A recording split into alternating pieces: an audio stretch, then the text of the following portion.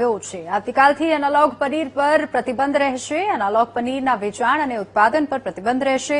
આરોગ્ય રાજ્યમંત્રી પ્રફુલ્લ પાનસરિયાનું પણ મોટું નિવેદન સામે આવ્યું છે આ બાબતને લઈને, અને તમામ પ્રકારના ટેસ્ટ અને બાતમીના આધારે આંશિક વસ્તુઓ મળતી હોય છે। એનાલોગ પનીર શુદ્ધ પનીર નથી હોતું। પ્રફુલ્લ પાનસરિયાએ શું જણાવ્યું છે, આવું જોઈએ।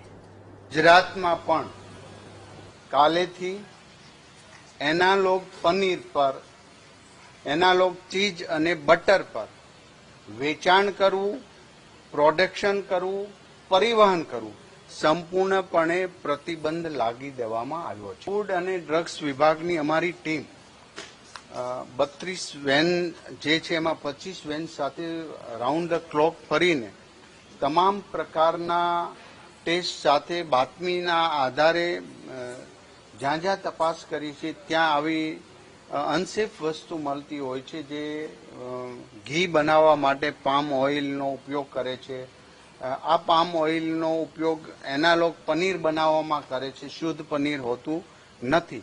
માટે દરેક રેસ્ટોરન્ટ, દરેક ડેરી પ્રોડક્ટ વેચાણ, મોલ, કોઈ પણ જગ્યા પર એનાલોગ પનીર અને એનાલોગ ચીઝ અને બટર આનું વેચાણ પણ નહીં કરી શકે, ઉત્પાદન પણ નહીં કરી શકે અને પરિવહન પણ ગુજરાતમાં કરી